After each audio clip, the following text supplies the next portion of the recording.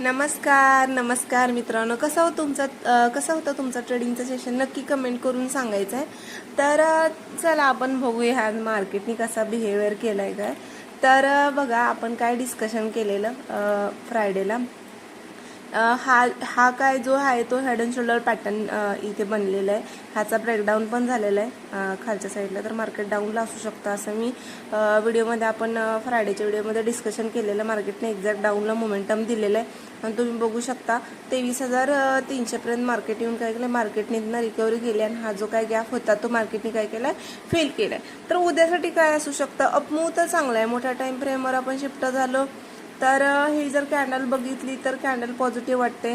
पण जोपर्यंत 23,800 हा जो आहे ना, इथून मार्केट काय केलंय, बरेच वेळा रिजेक्ट झाले. जोपर्यंत 23,800 आणि 24,000 या दोन लेवल पार करणार नाही ना मार्केटमध्ये, तोपर्यंत जो काय अपमूव्ह मिळेल तो म्हणजे असं म्हणावं असं नसेल. जोपर्यंत 23,800 मार्केट काढेल तेव्हा आपल्याला 24,000चं टार्गेट भेटेल. 24,000 पण खूप स्ट्रॉंग रेजिस्टन्स आहे. हा ब्रेक केला की मग आपल्याला मग डेफिनेटली वरती 23,500 पर्यंत टार्गेट भेटू शकतात. तर उद्यासाठी काय लक्षात ठेवायचं आहे, 23,800 हा खूप स्ट्रॉंग रेजिस्टन्स आहे. वरच्या साईडला जर मार्केटनी ब्रेक केला तर आपल्याला उद्यासाठी 24,000चं टार्गेट भेटू शकतं. उद्या निफ्टीची एक्सपायरी पण आहे. तर बघूया कसं काय. आणि डाऊनला बघायला गेला तर 23,800 जर नाहीच वरच्या साईडला ब्रेक केला तर खालच्या साईडला काही डाऊन साईडला काही जर प्राइस ॲक्शन बनवलं तर आपण डाऊनला ट्रेड करू शकतो. आणि अगेन मग आपण 23,400चं टार्गेट आपण डाऊन साईडला उद्याच्या ट्रेडिंगच्या सेशनमध्ये बघू शकतो. आणि बँक निफ्टी काय असणार आहे, मग बँक निफ्टी पण आपण बघूया. बँक निफ्टी पण बघा, बँक निफ्टी पण मी निगेटिव्ह बोलले होते. 54,400 हा खूप स्ट्रॉंग आहे. जोपर्यंत 54,400च्या वरती बँक निफ्टी ट्रेड करणार नाही तोपर्यंत आपल्याला 55,000 आणि त्याच्यावरती मग 55,800 हे दोन टार्गेट बघायला भेटणार नाही.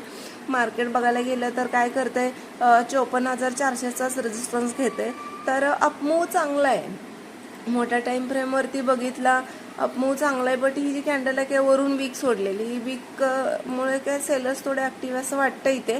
बट उद्यासाठी काय असू शकतंय, उद्यासाठी आजचा इंट्राडे हाय जो आहे 53,672 हा जर अशा साईडला ब्रेक केला तर मग 54,400 हे टार्गेट आपल्याला बघायला भेटू शकतं. 54,400 जर सस्टेन झाला आणि किंवा मग गॅपअपच झाला 54,400ला आणि इथं जर काय पॉझिटिव्ह प्राइस ॲक्शन बाय साईडला जर काय पॉझिटिव्ह प्राइस ॲक्शन बनवली तर 55,000चं टार्गेट आपल्याला उद्याच्या ट्रेडिंगच्या सेशनमध्ये बघायला भेटू शकतं.